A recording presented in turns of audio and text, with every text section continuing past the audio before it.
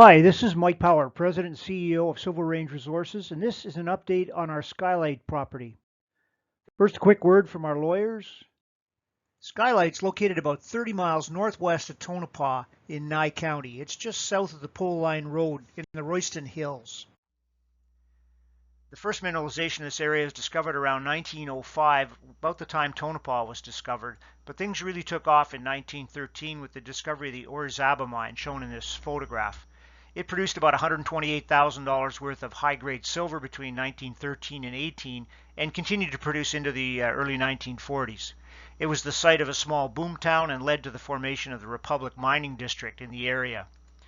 To the south, the Coal Spring mine, more a series of small workings with a central mill than a single large mine, was discovered in the early 1920s, and production there continued into the early 1980s. In 2006 and 7, Newmont and Rimfire Metals moved into this area. They were running a large joint venture looking at targets along the Walker Lane from north of Hawthorne down to Beatty. This area, specifically a set of claims called Poncho that are the site of this current property we're working, was a high priority target that popped out of their work. Basically, Rimfire was mining Newmont's data to find targets. At the end of their joint venture, they drilled 6 holes in the area around the periphery of this target. Unfortunately, that was the end of the joint venture, and Rimfire was unable to continue work with another partner, and the property lapsed. We picked it up in 2016. Let's have a look at why this was such an interesting project for them. Skylight's located on the north rim of the Walker Lane near an Oligocene caldera complex. It's in a region where there are numerous epithermal camps. We have Tonopah to the southeast. Here's Allegiance Eastside Project, Red Lick Summit, and off to the northeast is the Round Mountain Mine. Zooming in, the property, shown here outlined in red, is underlain by basement rocks consisting of Looning Formation carbonates and clastics. These are unconformably overlain by a rhyolite ashflow tuff, which is of the same age as that hosting mineralization at Round Mountain. In turn, this is overlain by a dacite and finally capped unconformably by a basalt and dacite. The rocks are cut by northwest trending master faults of the Walker Lane system and by northeast to north trending secondary faults. These are dominantly extensional faults, and they host epithermal mineralization in this district. Of particular interest in this property's case is a series of silica caps. They're outlined here in purple on the property. They are the tops of an epithermal system that's been progressively downdropped to the northwest. This property is located just west of the Coal Springs deposit, which would be just off this map.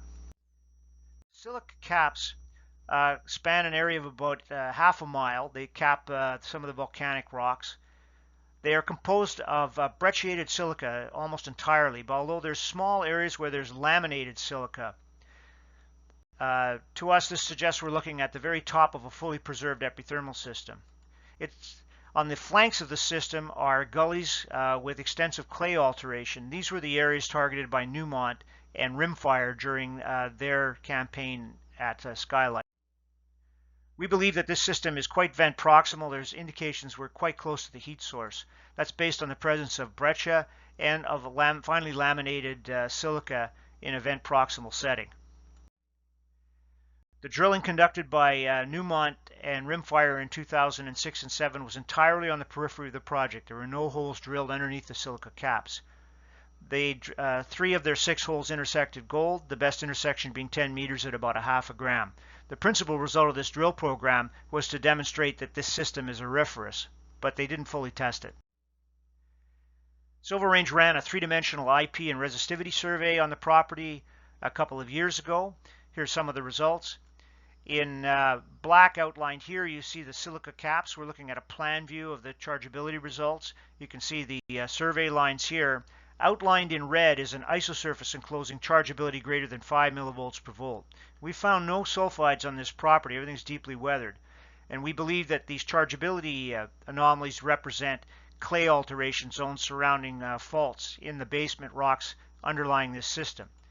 Collectively, they form a network And we believe that what you're looking at here is basically the epithermal plumbing system beneath these silica caps. The resistivity survey delineated a larger area of high resistivity beneath the silica caps, but as I'll show you, I think this is more a bedrock feature than a primary indication of the epithermal system. Let's look at a cross-section from west to east across the heart of the system where many of these chargeability linears meet. If we look at the resistivity on the right, we see that there is a zone of high resistivity, gently dipping off to the west. We believe these are the basement luning clastics and carbonates, and they're overlain by relatively conductive volcanic rocks. In the chargeability section, just west of this gully, there is a high chargeability feature here. It's probably much thinner than what you see in this section. The inversion algorithms have a habit of smearing things out. So there appears to be a thin, high chargeability zone right here. Interestingly, in the resistivity section, there's a little bit of a bump here, and this is what you would expect to see if there was a thin resistivity feature superimposed on the bedrock resistivity. So taken together, what we're looking at here is likely a fault or fracture zone with clay alteration surrounding it and central silicification. We've conducted alteration mineral assemblage mapping on the property, and here's a compilation of our results. Sample locations are shown in the gray dots where they had no response, and if a sample did have a response in the low sulphidation alteration suite, those samples are shown as colored pie diagrams. You can see that there's a cluster of samples which showed low sulphidation epithermal style alteration minerals, including dickite, alunite, kaolinite, and nontronite, and jarosite, and that these minerals are basically clustered in an area centered on the silica caps. If we look at the location of these samples relative to the IP anomalies detected during the IP survey, it's quite interesting that the alteration assemblage seems to be centered on the chargeability anomalies and shows some spatial relationship to them. So this suggests that we might be looking at a fairly large epithermal system here, and with extensive alteration surrounding it. There's geochemical support for this interpretation of what these linears might mean. First off, mercury is associated primarily with the silica caps at the top of the system, which is exactly what you'd expect in a classic Buchanan model. Arsenic shows an interesting relationship with the linears. It tends to follow several of them, notably this central linear here and this linear here. There's some geochemical support in gold. At lower elevations, the best samples collected on the property was 3 grams down here, but there's sniffs higher up.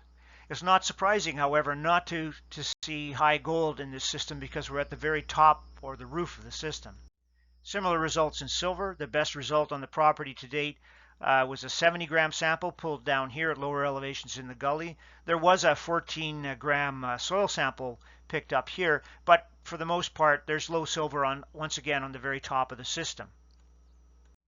So at Skylight, what we're looking at is a fully preserved epithermal system. It's clearly vent proximal based on the textures we see in the silica caps. Underneath it is a network of chargeability anomalies aligned with the structural grain of the area that represent conduits to this epithermal system. There's geochemical support for this interpretation in mercury, arsenic, gold, and silver. In 2006 and 2007, Newmont drilled the periphery of the system and demonstrated that it was gold-bearing.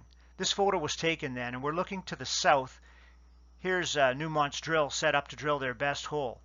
We'd like to find a partner to come in with us and move that drill back up to the top of the hill from where this photo was taken, right in the heart of this epithermal system, and drill test it. We think they'd be richly rewarded.